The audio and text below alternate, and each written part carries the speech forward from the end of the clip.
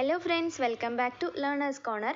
ഇന്ന് നമ്മൾ ഡിസ്കസ് ചെയ്യാൻ പോകുന്നത് 5ാം ക്ലാസ്സിലെ ഇംഗ്ലീഷ് ടെക്സ്റ്റ് ബുക്കിലെ 4ാമത്തെ യൂണിറ്റിലുള്ള all you who sleep tonight എന്ന് പറയുന്ന പോയത്തിൻ്റെ ആക്ടിവിറ്റീസ് ആണ്.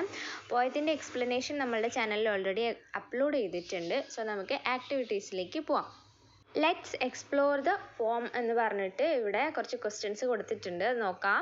In whose company do you wish to sleep? നിങ്ങൾക്ക് ആരുടെ കൂടെ ഉറങ്ങാനാണ് താല്പര്യം? ഓരോരുത്തർക്കും ഓരോ ഇഷ്ടമായിരിക്കും അല്ലേ? ചിലർക്ക് അച്ഛൻ്റെയും അമ്മേൻ്റെയും കൂടെ ആയിരിക്കും, ചിലർക്ക് സിബ്ലിങ്സിൻ്റെ കൂടെ, അതായത് നമ്മളുടെ സഹോദരന്മാരുടെ ഒക്കെ കൂടെ ആയിരിക്കും, ചിലർക്ക് ഫ്രണ്ട്സിൻ്റെ കൂടെ ആയിരിക്കും. അപ്പോൾ ഓരോരുത്തർക്കും ഓരോരോ ഇഷ്ടങ്ങളാണ് അല്ലേ? അപ്പോൾ ഇവിടെ നിങ്ങൾക്ക് ഇഷ്ടമുള്ള ആൻസർ ചെയ്യാം. അപ്പോൾ ആൻസർ ഇതാണ്: I would like to be with my family. എനിക്ക് എൻ്റെ ഫാമിലിയുടെ കൂടെ നിൽക്കാനാണ് ഇഷ്ടം. And sleep near my family members. എൻ്റെ ഫാമിലി മെമ്പേഴ്സിൻ്റെ അടുത്ത് കിടക്കാനാണ് എനിക്ക് ഇഷ്ടം. That will make me happy and comfortable. അതാണ് എന്നെ ഹാപ്പി ആയിട്ട് വെക്കുന്നതും അതുപോലെ കംഫർട്ടബിളും ആയിരിക്കും ഞാൻ അവരുടെ കൂടെ ആയിരിക്കുമ്പോൾ. അപ്പോൾ നിങ്ങൾക്ക് സിമ്പിളായിട്ട് വേണമെങ്കിൽ, ഇപ്പം നിങ്ങൾക്ക് അമ്മയുടെ കൂടെയാണ് കിടക്കാൻ താല്പര്യം, അപ്പോൾ സിമ്പിളായിട്ട് മദർ എന്ന് മാത്രം ആൻസർ ചെയ്യാം, അല്ലെങ്കിൽ ഫാദർ, അല്ലെങ്കിൽ എന്താണ് സിസ്റ്റർ, ബ്രദർ. അത് നിങ്ങൾക്ക് ഇഷ്ടമുള്ള പോലെ ആൻസർ ചെയ്യാം കേട്ടോ. സെക്കൻഡ് ക്വസ്റ്റ്യൻ നോക്കാം. How do people feel when they are far from their loved once?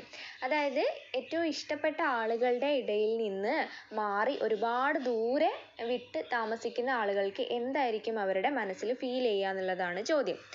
അപ്പോൾ എന്തായിരിക്കും, നമുക്കിപ്പോൾ നമ്മളുടെ ഇഷ്ടപ്പെട്ട ആളുകളുടെ അടുത്ത് നിന്ന് മാറി താമസിക്കാനുള്ളൊരു സാഹചര്യം വന്നിട്ടുണ്ടെങ്കിൽ നമുക്ക് എപ്പോഴും എന്തായിരിക്കും, ഒരു സങ്കടം ഉണ്ടാകും, അതുപോലെ നമ്മൾ ഒന്ന് ഒറ്റപ്പെട്ട പോലെ നമുക്ക് ഫീൽ ചെയ്യും അല്ലേ? അപ്പോൾ അതാണ് ഇവിടെ ആൻസർ ചെയ്തിരിക്കുന്നത്. When someone is far away from their loved ones. ഒരാളിപ്പം ആരെങ്കിലും അവരുടെ ഇഷ്ടപ്പെട്ട ആളുകളുടെ അടുത്ത് നിന്ന് ദൂരെ താമസിക്കുകയാണെങ്കിൽ they will feel sad and lonely. അവർക്ക് എന്താണ് ഫീൽ ചെയ്യുക? സങ്കടവും അതേപോലെ ലോൺലിനെസ്, അതായത് ഒറ്റപ്പെട്ട ഒരവസ്ഥ, ഒറ്റയ്ക്കായി എന്നുള്ളൊരു തോന്നൽ, അതാണ് അവർക്ക് ഉള്ളിൽ ഉണ്ടാവുക. അതാണ് അതിൻ്റെ ആൻസർ. തേർഡ് ക്വസ്റ്റ്യൻ നോക്കാം. Why does the poet say you are not alone? നിങ്ങൾ തനിച്ചല്ല. യു ആർ നോട്ട് അലോൺ, നിങ്ങൾ തനിച്ചല്ല എന്ന് പോയറ്റ് പറഞ്ഞത് എന്തുകൊണ്ടാണ് എന്നാണ് ചോദ്യം. എന്തുകൊണ്ടാണ്? The poet says that you are not alone. നിങ്ങൾ തനിച്ചല്ല എന്ന് പോയറ്റ് പറയുകയാണ്. എന്തുകൊണ്ടാണ്? Because the whole world is with us. ഈ ഒരു മുഴുവൻ ലോകവും എന്താണ്? നമ്മളുടെ കൂടെ ഉണ്ട്. To share our sorrows and tears. എന്തിനു വേണ്ടി? നമ്മളുടെ സോറോസ്, നമ്മളുടെ ദുഃഖങ്ങളും, ടിയേഴ്സ് അതായത് കണ്ണുനീരും ഷെയർ ചെയ്യാൻ വേണ്ടി ഈ ഒരു മുഴുവൻ ലോകവും നമ്മളുടെ കൂടെ നിൽക്കും, നമ്മളുടെ കൂടെ ഉണ്ട് എന്നാണ് പറയുന്നത്. അതുകൊണ്ടാണ് പോയിട്ട് എന്ത് പറഞ്ഞത്? യു ആർ നോട്ട് അലോൺ, നിങ്ങൾ തനിച്ചല്ല എന്ന് പറഞ്ഞത്. നാലാമത്തെ ചോദ്യം ഇതാണ്: suggest another title based on the theme of the poem. ഈ ഒരു പോയത്തിൻ്റെ തീം അനുസരിച്ച് ഇതിന് വേറൊരു ടൈറ്റിൽ, വേറൊരു പേര് കൊടുക്കാനാണ് പറഞ്ഞിട്ടുള്ളത്, സജസ്റ്റ് ചെയ്യാനാണ് പറഞ്ഞിട്ടുള്ളത്. അപ്പം ഞാനിവിടെ സജസ്റ്റ് ചെയ്യുന്നത് ലോൺലിനെസ് എന്നുള്ള ടൈറ്റിലാണ്. നമുക്ക് ഇഷ്ടമുള്ള ടൈറ്റിൽ കൊടുക്കാം കേട്ടോ. അപ്പം ഞാൻ വേറെ ഒന്നും കൂടെ സജസ്റ്റ് ചെയ്യാം. You are not alone.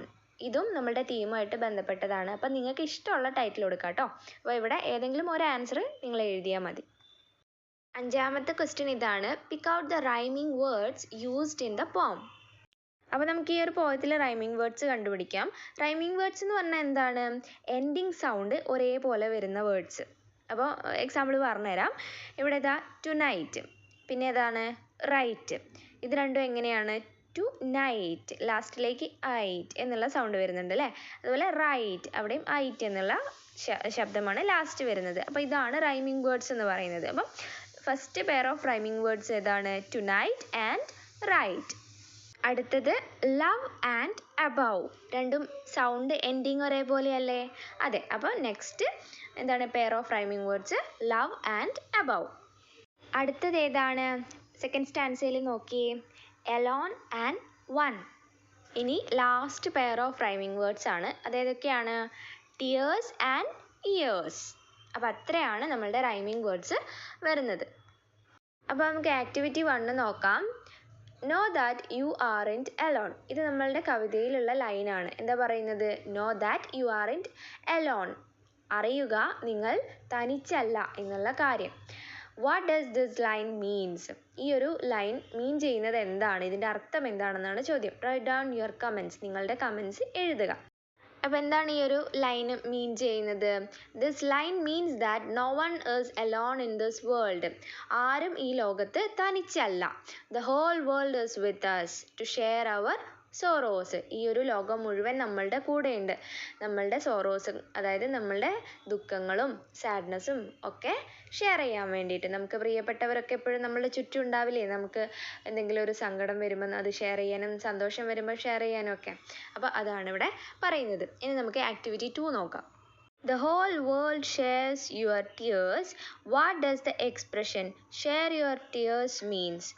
Do you find comfort when you share your tears with others? Share your experience in the class. അപ്പോൾ എന്താ പറയുന്നത്?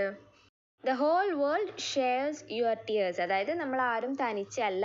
ലോകത്തിൽ ഈ ലോകം മുഴുവൻ നമ്മളുടെ കൂടെ നിൽക്കും. നമ്മളുടെ കണ്ണുനീരുന്ന്, അതായത് നമ്മളുടെ സങ്കടങ്ങളൊക്കെ ഷെയർ ചെയ്യാൻ വേണ്ടിയിട്ട് നമ്മളുടെ ലോകം മുഴുവൻ നമ്മളുടെ കൂടെ നിൽക്കും. നമുക്ക് ആളുകളുണ്ട് ചുറ്റും എന്നാണ് പറയുന്നത്.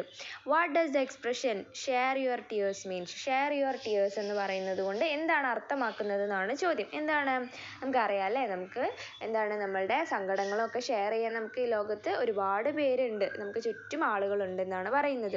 Do you find comfort when you share your tears with others?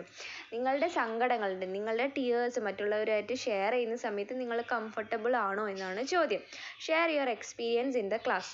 ആ ഒരു എക്സ്പീരിയൻസ് നിങ്ങളുടെ ക്ലാസ്സിൽ ഷെയർ ചെയ്യാനാണ് പറഞ്ഞിട്ടുള്ളത്. അപ്പോൾ നമുക്ക് എങ്ങനെ ആൻസർ ചെയ്യാം? Yes, I M comfortable sharing my tears with my friends and family. എൻ്റെ ഫ്രണ്ട്സിനോടും ഫാമിലിയോടും എൻ്റെ ദുഃഖങ്ങളൊക്കെ ഷെയർ ചെയ്യുന്നതിൽ ഞാൻ കംഫർട്ടബിൾ ആണ് എന്ന് ആൻസർ ചെയ്യാം. Collect poems related to the theme sharing. Sharing എന്ന് പറയുന്ന തീമുള്ള പോയംസ് കളക്ട് ചെയ്യാനാണ്, കവിതകൾ കളക്ട് ചെയ്യാനാണ് പറഞ്ഞിട്ടുള്ളത്. You may present one of the poems in your class. ഏതെങ്കിലും ഒരു പോയം നിങ്ങളുടെ ക്ലാസ്സിൽ പ്രസൻറ്റ് ചെയ്യാനാണ് പറയുന്നത്. പിന്നെ എന്താണ്? Write the titles of the poems presented by your friends. നിങ്ങളുടെ ഫ്രണ്ട്സ് പ്രസൻറ്റ് ചെയ്തിട്ടുള്ള പോയത്തിൻ്റെ ടൈറ്റിലും കൂടി എന്ത് ചെയ്യുക? എഴുതുക എന്നാണ് പറഞ്ഞിട്ടുള്ളത്. അപ്പോൾ ഇവിടെ ഞാൻ 2 പോയിംസ് പറയുന്നുണ്ട്. The power of sharing written by Langston Hughes. രണ്ടാമത്തത് sharing and caring written by Jamie Palmer.